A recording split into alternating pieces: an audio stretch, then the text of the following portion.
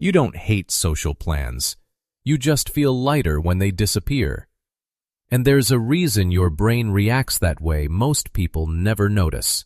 You see a message on your phone while sitting on the edge of your bed. The plan for tonight is still there, not canceled yet. You already start calculating how long you'll need to stay on. Part of you says it's fine, just go. Another part already feels tired from the thought of showing up. You haven't moved, but something in you already wants out. What you call preference might actually be something deeper in how your mind handles being seen. And once you see it, your reaction to solitude won't feel random anymore. Stay with this for a moment. Don't rush past it.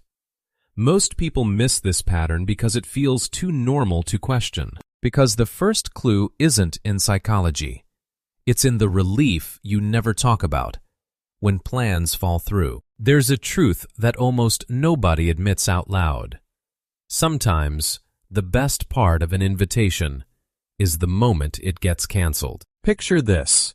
Your phone screen lights up. A message pops up. Sorry, let's do it another day.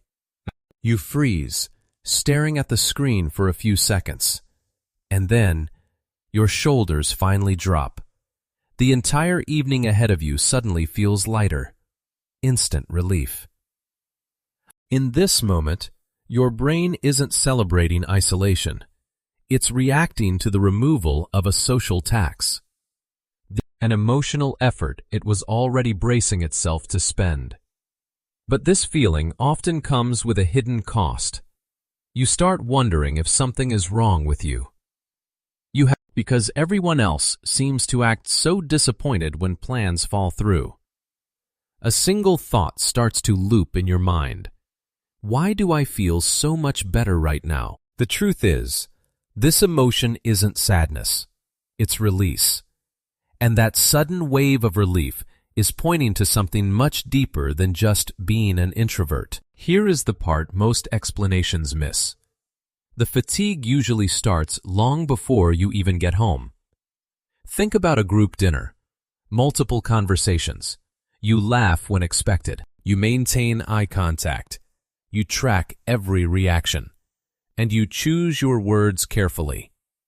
Behind the scenes, your brain is working overtime. It is continuously monitoring social signals, managing impressions, and meeting expectations.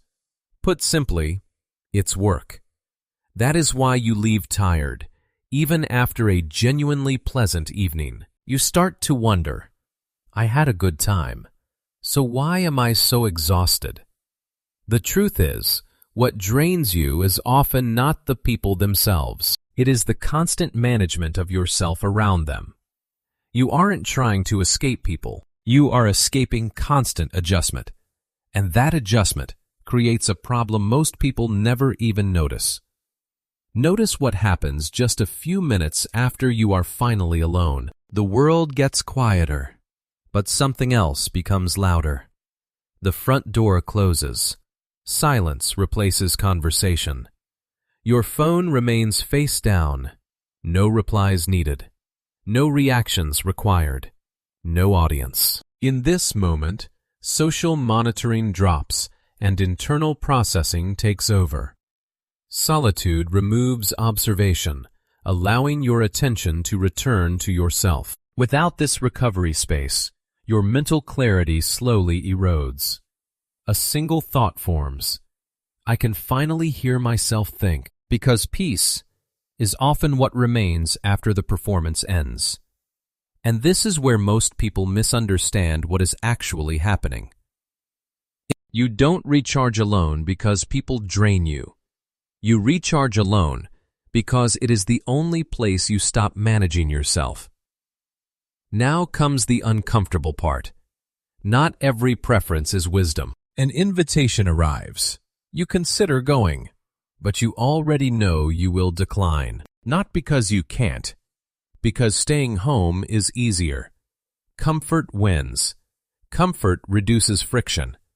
But growth often requires friction. The same solitude that heals you can also become a place where you stop growing.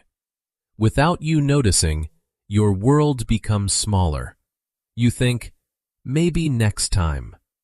But protection and avoidance, they can look identical from the outside. So, how do you know which one you are doing? There is a simple test. Most people never take it honestly. A trusted friend calls. A message sits unanswered. Days pass. No conflict happened. No crisis happened. You just think, I'll answer later. Be honest. Avoidance often disguises itself as preference. And because of that, important relationships weaken quietly. The real question is not whether you enjoy solitude. It is whether you can still choose connection when it matters. Freedom means having options, not hiding from them. And that distinction changes everything. Two people can spend the entire weekend alone. Only one is actually free. Big difference. The same quiet room, the same empty calendar, but completely different motivations. Solitude is a choice. Avoidance feels like a necessity. One comes from self-knowledge. The other comes from self-protection. The behavior looks the same. The reason changes everything. Confusing the two keeps people stuck. You have to ask yourself, do I want this or do I need this?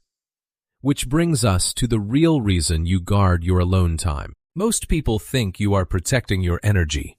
That is not quite it. Nobody texting. Nobody waiting. Nobody evaluating. Nobody needing anything. Nothing is required. In this moment, external demands disappear and internal stability returns. The deepest value of solitude is not isolation. It is the temporary end of expectation. Without moments like this, you slowly lose contact with yourself. A single thought appears. This is enough. The peace isn't coming from being alone. It is coming from not performing. What you call solitude is often not distance from people. It is the first moment in your day where nothing is asking anything from you. Not peace because you are alone. Peace because you are no longer managed. This is for you if your best thinking happens after everything gets quiet. Not because you dislike people, but because you notice how much of your day is spent adjusting to them. No one is missing from your life in that moment. That's why it finally feels clear.